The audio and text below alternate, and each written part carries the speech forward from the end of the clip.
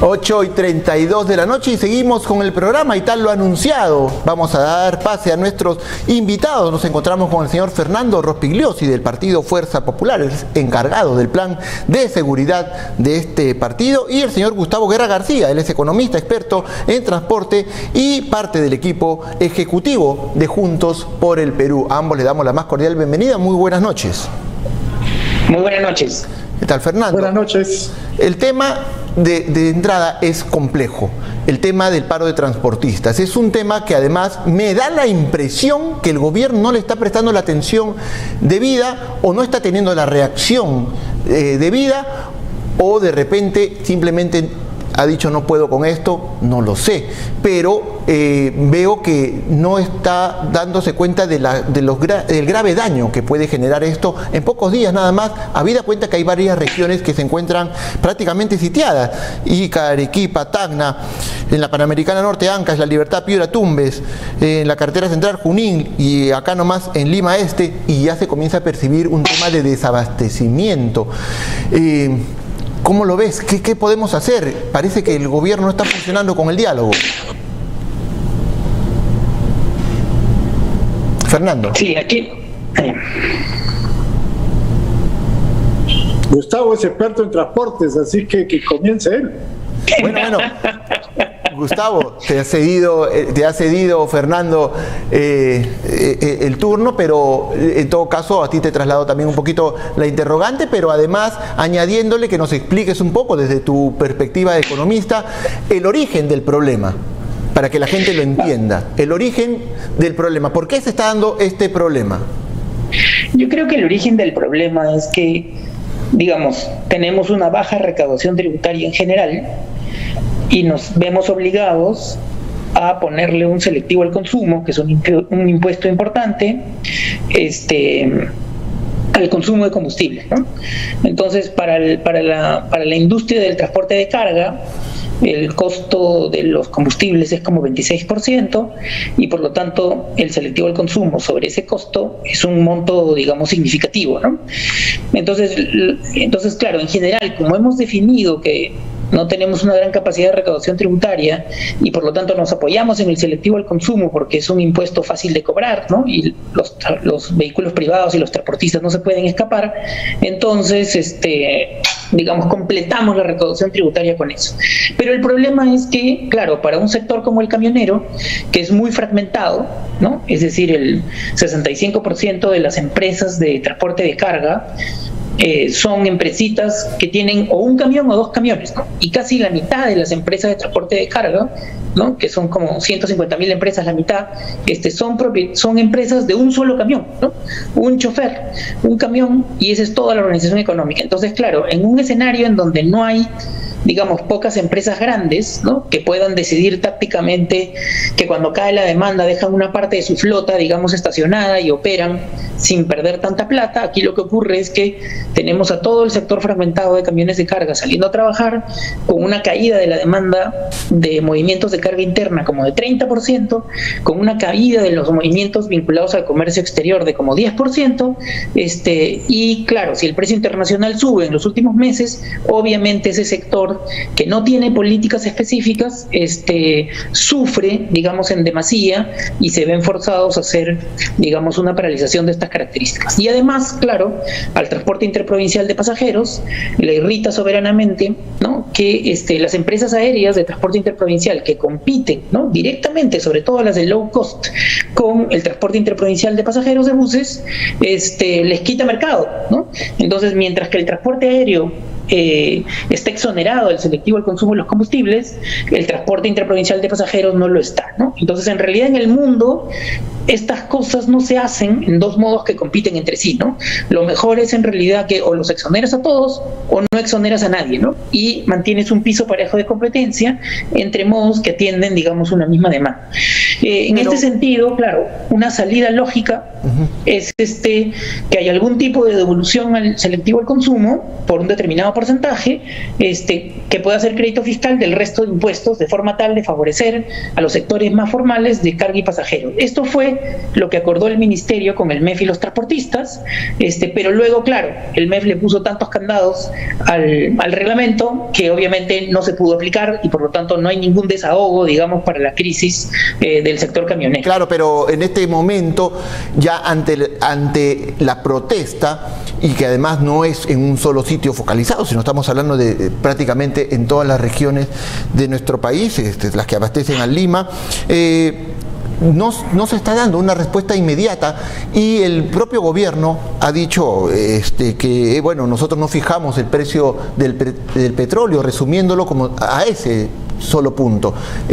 Hoy día la ministra también dijo, la premier, que bueno, están avanzando las conversaciones, pero dando a entender como que eso no avanzaba, y simplemente se enfocó en que dejen pasar a los digamos, a los vehículos que transportaban oxígeno.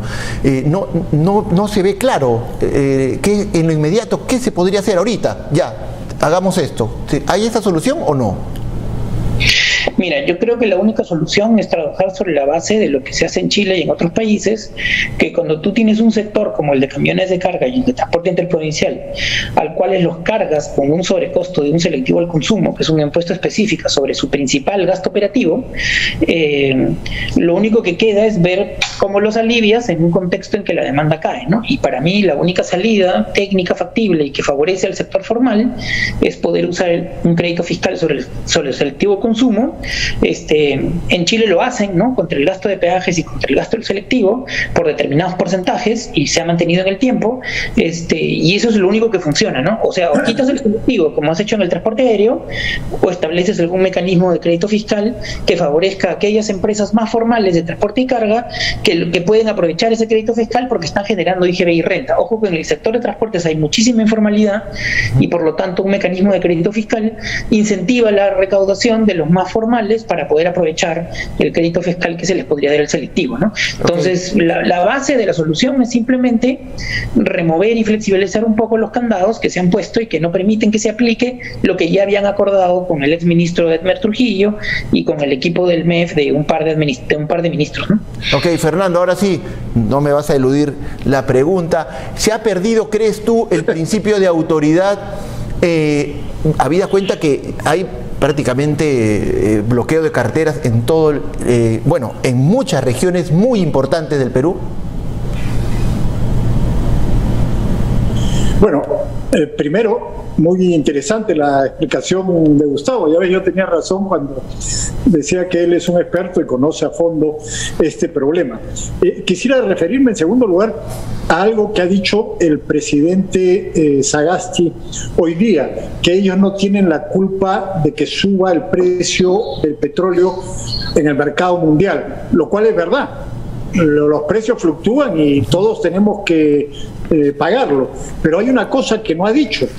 En el Perú los precios de los combustibles se mantienen artificialmente altos por la culpa de Petroperú, de una empresa estatal que se llama Petroperú. Hace poco tiempo, hace algunos meses, el barril de petróleo estaba a $30, poco más de $30. Hoy está $66, el doble. ¿Acaso los combustibles costaban la mitad de lo que cuestan ahora? No. Cuando el petróleo bajó a niveles ínfimos a nivel internacional, tanto por la pandemia como por la pelea entre los países productores, el precio de los combustibles en el Perú bajó un poquito, no bajó mucho. Y cuando sube, inmediatamente lo sube. ¿Por qué es eso? Porque Petroperú es una empresa deficitaria, una empresa estatal que está construyendo una refinería que no sirve para nada en Talara, que cuesta $6.000 millones, una barbaridad que hizo el gobierno de Ollanta-Humala. $6.000 millones botados a la calle, porque el Perú no tiene suficiente petróleo, porque se puede importar los combustibles ya refinados, porque el negocio de las refinerías en el mundo entero se ha venido abajo, es decir, un desastre total. Y por eso el precio de los combustibles se mantiene artificialmente alto. Es decir, Las empresas privadas, por supuesto, que también se benefician, pero quien impone estos precios altos es Petroperú. Si Petroperú no impusiera estos precios altos, no tendríamos precios tan altos de los combustibles. Por lo demás, yo no puedo discutirle a Gustavo lo que dice, me parece perfectamente razonable. Una cosa que se puede hacer quizás es bajar el selectivo al consumo. Ahora, el problema es que el Estado, después de los gastos millonarios que se han hecho en el año anterior, debido a la pandemia, gran parte de ese dinero ha sido derrochado o robado, está ya a punto de quedar en la lona, ¿no? Entonces, bajar impuestos ahora se le hace difícil, pero que den una solución, porque en efecto las carreteras están bloqueadas. Existe una ley que sanciona el bloqueo de carreteras con 8 años, pero ya vimos lo que pasó en el año pasado cuando bloquearon en La Libertad y en Ica. Lo único que hizo el gobierno fue acusar a los policías de criminales, de asesinos. No hay gente que esté detenida ni que esté procesada por esa ley. Mejor que deroguen esa ley y que digan pues que el que quiere bloquear carreteras el día que le dé la gana que las bloquee, ¿no? ¿Para qué sirve la ley si la ley no se cumple? Justamente ahora, el asunto es que a estas alturas simplemente hay que negociar, tienen que negociar y seguramente, me imagino, van a terminar cediendo. Y el problema es que ceden después de 3, 4, 5, 6 días, cuando se ha causado un enorme perjuicio a todo el país, a los transportistas, pero sobre todo a los ciudadanos que quieren movilizarse y a aquellos que están sufriendo, por ejemplo, por falta de oxígeno, o a toda la economía peruana que está siendo afectada por este paro. Yo creo que el gobierno pues debió prevenir esto y tener ya ideas claras y ponerlas sobre la mesa desde hace bastante tiempo. Fernando, dos rapiditas sobre el tema. Es decir, estamos a merced de las medidas de fuerza, o sea, no podemos hacer nada contra eso, salvo negociar. El Estado no puede ir en contra de esto. Y la segunda, si es que me permites, también reclamaban un tema de peajes. ¿Se podría de pronto, hacer algo con esto, o también es intocable el tema de los peajes? Por favor.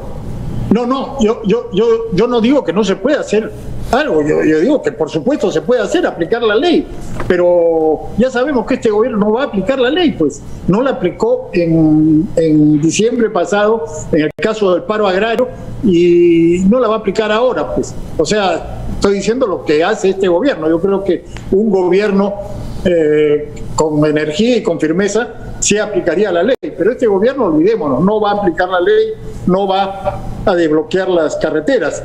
Ahora, lo de los peajes, hasta donde yo sé, muchas de las empresas de peajes son empresas privadas, y los que tenemos cierta edad ya nos acordamos cómo eran las carreteras del Perú en los años 80, por ejemplo, después del fenómeno del Niño del 83, quedaron destruidas. O sea, el peaje se paga para que las carreteras se mantengan en buen estado. Si no se paga peaje, bueno, pues las carreteras van a ser destruidas y eso nos va a costar más a todos los peruanos, incluyendo, por supuesto, a los transportistas. Y hay contratos con empresas privadas que no se pueden romper. O sea, el gobierno no puede bajar por ley los peajes. Ya vimos lo que pasó con el Congreso cuando intentó hacer eso y fue desautorizado por el Tribunal Constitucional. ¿Y por una situación de emergencia no se podría subvencionar de algún modo? Bueno, más subvenciones, o sea, ¿de dónde va a salir la plata para subvenciones? Yo me pregunto, los ingresos del Estado han disminuido, los gastos han aumentado. ¿De dónde va a salir la plata para subvenciones? O sea, si fuéramos pues el país de las maravillas, si tuviéramos toda la plata del mundo, que se subvencione a todos.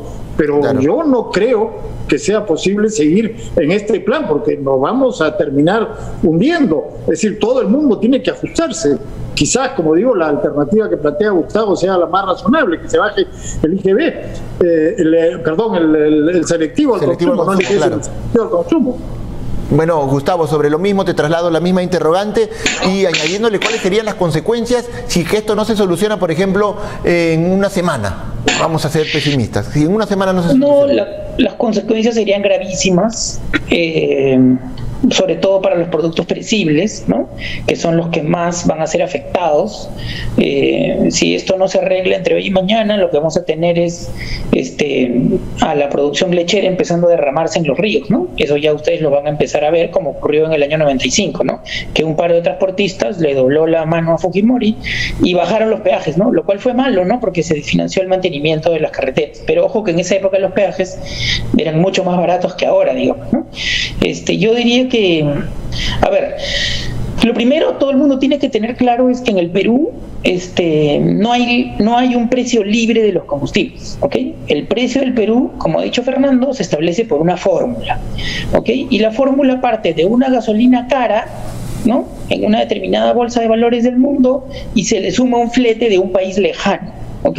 Por eso es que la gasolina es cara, porque esa fórmula está en función de los intereses, obviamente, de las dos grandes empresas, no solo Petroperú. Repsol también se beneficia, ¿no es cierto?, de que se haya establecido así en la ley de hidrocarburos, y además eso se estableció, ojo, para la privatización de Petroperú, ¿ok? Porque nadie pensaba que un privado iba a venir si no se le daba una garantía de un manejo determinado del tema de los combustibles. Ahora, la garantía para privatizarse no significaba que tenía que haber una fórmula, que en mi opinión es una fórmula que puede ser revisada, porque a mí sí me parece que aunque le aplicaran correcta, terminamos teniendo una de las gasolinas más caras de Sudamérica, ¿no? Y yo creo que ese tema por lo menos merece un estudio profundo y una revisión.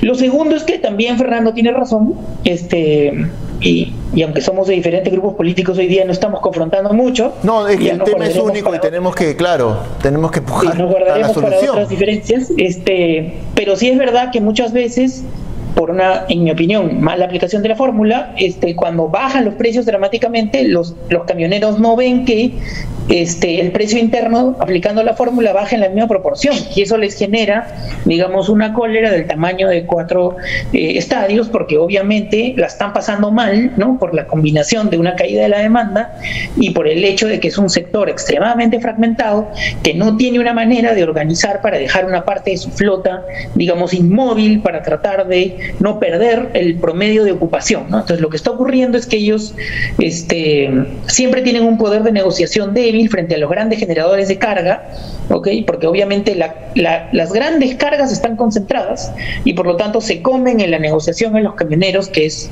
un sector muy fragmentario, ¿no? Y por lo tanto los fletes tienden a ser muy bajos, por debajo de lo que debería ser en un mercado en el que hubiera una competencia más equilibrada, ¿no? Entonces la combinación de fletes bajos, logística fragmentaria, ¿no es cierto?, elevación del precio de los combustibles y la caída en la demanda por las restricciones COVID en el mundo y en el Perú, claro, generan un cóctel que está explicando este conflicto, claro, y que obviamente requiere creatividad y flexibilidad para abordar la negociación, que además es compleja porque casi todo lo principal no es culpa principalmente del Ministerio de Transportes y Comunicaciones, que es el que tiene que dar la cara, digamos, en la negociación, sino son temas que están en el Ministerio de Energía y Minas, en OSINERMIN, en la regulación del precio de los combustibles, a partir de la fórmula, ¿no es cierto?, y en el MEF, que es donde están las herramientas de las variables que tienen que ver con la política fiscal y la posibilidad de dar créditos tributarios contra el ICC, que permitirían una suerte de devolución, aunque sea para el segmento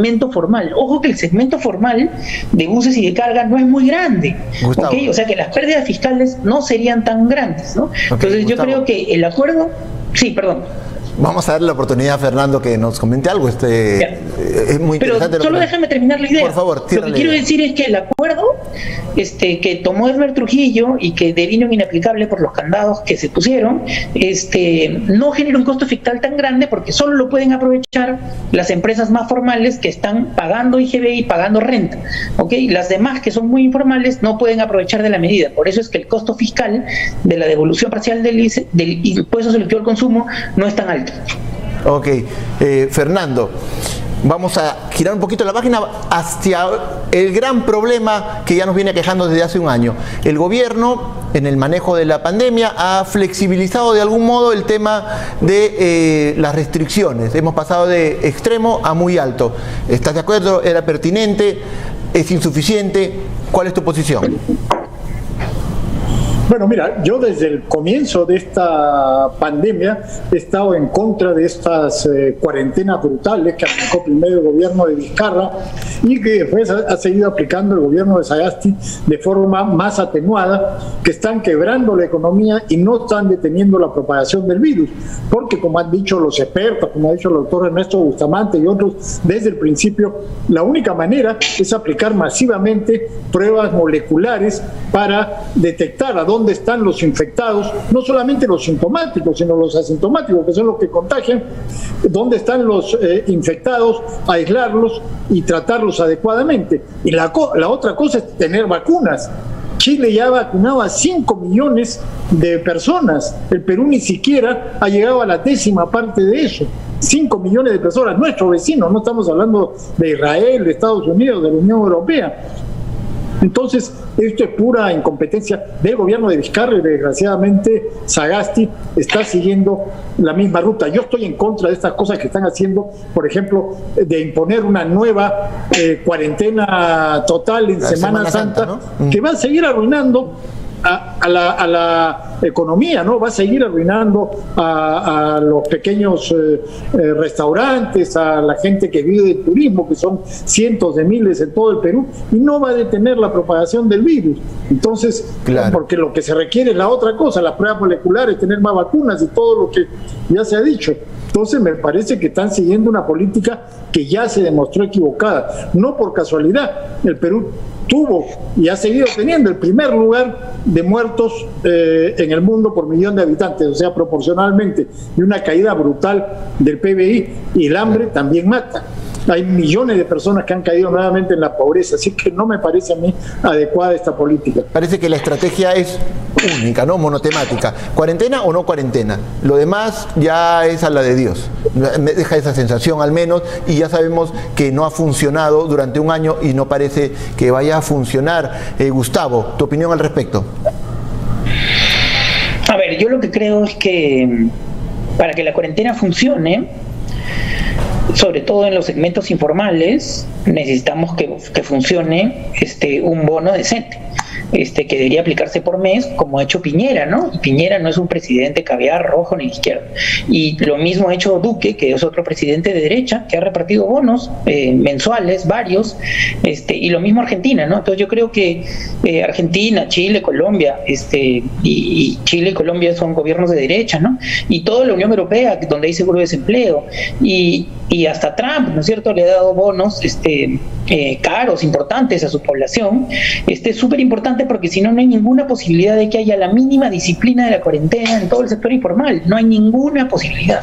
Pero además, del otro lado, si la economía peruana tiene una afectación negativa mayor que otras economías, es en gran medida porque las demás economías hicieron esas transferencias muy importantes de varios bonos mensuales, como en Colombia, Argentina, Chile, toda Europa y Estados Unidos, y nosotros no, y nosotros tenemos el sistema de protección social más limitado y hemos dado bonos muy limitados, ¿no? O sea, en el primer medio año de la pandemia dimos 60.000 millones de soles por Reactiva Perú, que en mi opinión estuvo bien, ¿no? Pero solo 6.000 millones para los bonos de toda la primera etapa, ¿no? Entonces, en realidad, era extremadamente poco. Entonces, la economía peruana, ¿no es cierto?, no solo necesita préstamos que van del Banco Central al sistema financiero y a las empresas, sino también necesita reactivarse por el lado de la demanda. Por eso es que a mí me parece que si uno quiere tener un determinado grado de cuarentena y no lo complementas con un bono importante, bien organizado, como Chile, Colombia y Argentina, la verdad es que la medida no funciona del todo.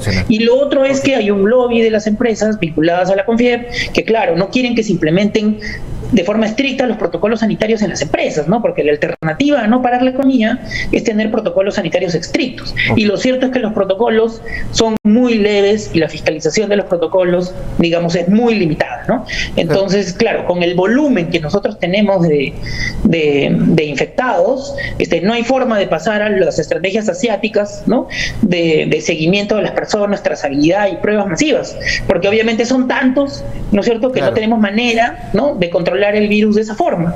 Entonces, obviamente, yo no encuentro otra fórmula de que si queremos que la cuarentena funcione en algún grado, tiene que complementarse con bonos, porque si no, no funciona y además la economía no se reactiva, ¿no? Ok, muchas gracias, Gustavo. Fernando, te doy 2 minutos para despedirnos, ya que cediste tu turno en el arranque. 2 minutos y con esto nos despedimos, que hemos volado en tiempo.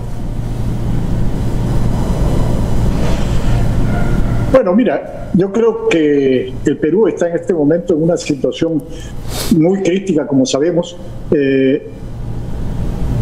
muy crítica por el desgobierno que hemos tenido con el corrupto Martín Vizcarra en el periodo anterior y con un gobierno totalmente incompetente como el de Francisco Sagasti ahora.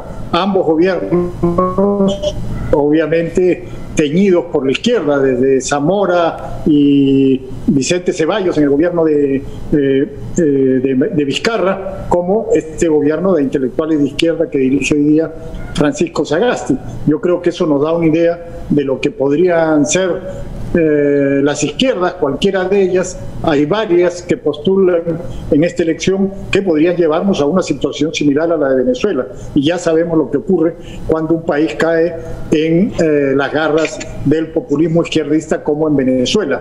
Estamos viendo 1 millón de venezolanos que han tenido que huir de su país, y esperemos que eso no ocurra en el Perú. Estamos al borde de que eso pueda suceder y tenemos que evitarlo. Creo que de todas maneras ese es el principal adversario que tenemos en esta elección. Gracias, Fernando Rospigliosi, y gracias, Gustavo Guerra García, por haber estado en este programa. Son ustedes unos capos, esperamos tenerlos nuevamente en este programa. Muchas gracias, hemos concluido. Bueno, se nos ha agotado el tiempo. Esto ha sido todo por hoy en Edición Central, Elecciones 2021. Nos vamos, nos vemos mañana. Chau.